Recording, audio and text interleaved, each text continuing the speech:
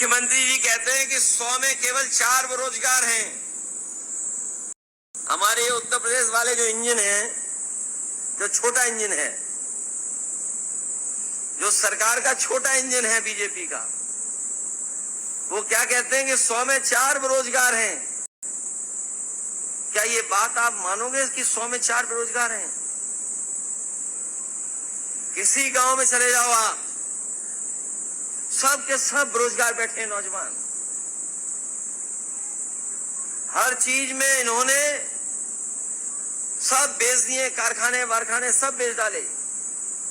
बताओ, बड़े बड़े कारखाने बेच दिए कि नहीं बेच दिए?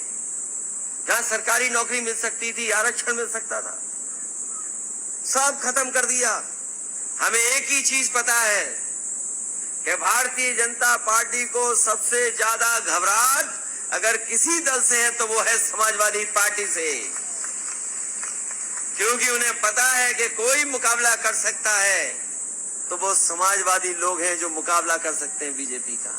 14 में आएंगे, 24 में हम लोग इनको बाहर निकालने का काम करेंगे।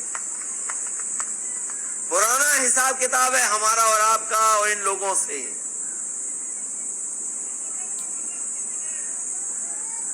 बताओ कितना हारेंगे हम लोग, कितना हारेंगे हम लोग? अब तो नहीं हारेंगे, बताओ, आने वाले चुनाव में। और हम अपने लोगों से कहेंगे और अपने मतदाताओं से भी, लड़ाई बहुत बड़ी है, कोई नासमझी मत करना। नासमझी का मतलब बहुत बड़ा नुकसान हमारा आपका होगा, बहुत बड़ा नुकसान हमारा आपका होगा। और ऐसा नुकसान होगा जिसकी हम और आप लोग भरपाई नहीं कर सकते। वो भरपाई नहीं होगी। ये बात मैं इसलिए कह रहा हूं कि बीजेपी का कुछ गणित हो सकता है, क्या पता रूस से सीख के आ गए हो। रूस में नहीं हट रहा, वहां वोट का कोई मतलब ही नहीं, मान लो एक ही राष्ट्रपति कंटिन्यू है। कुछ और देश हैं वहां एक ही कंटिन्यू है। बताओ है कि नहीं है कंटिन्यू? आपका पड़ोसी देश है, वहां भी कोई बदलाव नहीं, एक ही रहता है लगातार।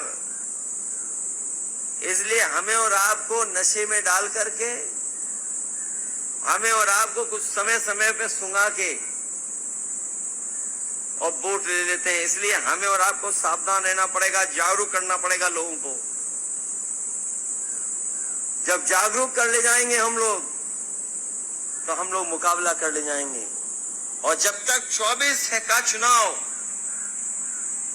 नहीं आता तब तक हम लोग इसी तरह काम करते रहेंगे। कम से कम सेक्टर बूथ हमारे प्रभारी बन जाएं और उसके बाद आंदोलन ही आंदोलन होगा, उसके पीछे नहीं हटने वाले हम लोग।